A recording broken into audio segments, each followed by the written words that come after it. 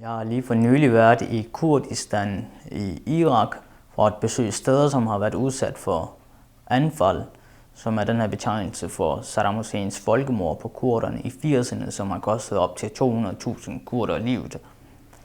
Det var ret specielt at være i Kurdistan. Altså jeg har vokset op med historien om, hvordan min mor hun fik tæsk i sin tyrkiske folkeskole, fordi hun havde sagt et enkelt ord på kurdisk.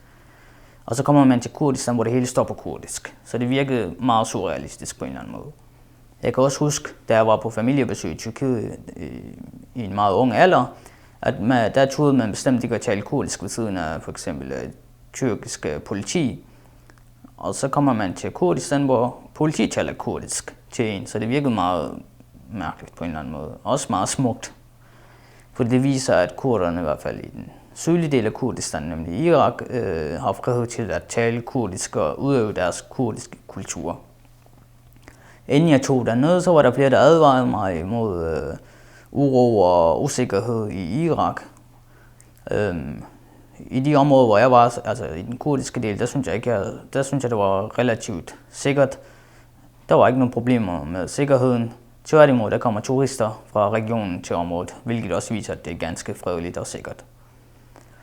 Jeg besøgte flere forskellige byer: Kirkuk, Duhok, Zaho, Hawler, Halabja. Især gjorde Halabja stor indtryk på mig. For dem, der ikke ved det, så er Halabja den der by, som i 16. marts 1988 blev giftgasset af Saddam Husseins styrker. På kort tid der mistede 5.000 mennesker livet, kvinder, børn og mænd. De faldt døde om på grund af den her giftgas. I Halabja der besøgte jeg monumentet, opstillet til ære for ofrene.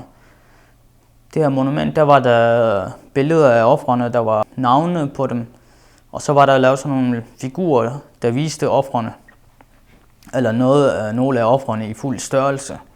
Det virkede meget livagtigt, og jeg følte mig lige pludselig tilbage i tiden 16. marts 1988, hvor det her giftgasangreb fandt sted. Der var billeder af ham her, Omar Khawar, ham familiefaderen, med sit barn på skødet, som ligger på sin dørtærskel. Det er det her billede, som kom til at symbolisere Halabja og kom til at med et blive symbol på Saddam Husseins brutalitet mod menneskeheden.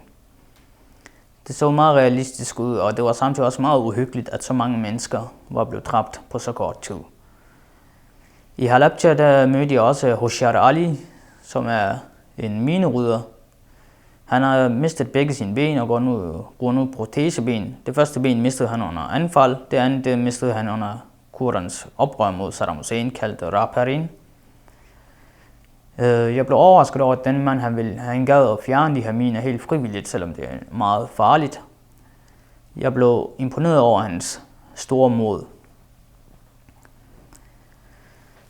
Derudover så havde jeg også været i mange andre byer, på eksempel Duhok. Der mødtes jeg med lederen af anfaldscentret, der fortalte mig, hvordan han personligt havde begravet 300 børn, som var døde af udmattelse eller sult i koncentrationslejrene. Det var sådan, at Saddam Hussein han samlede kvinderne og børnene til peshmergaerne, og dem satte han i koncentrationslejre, hvor de levede under kummerlige forhold.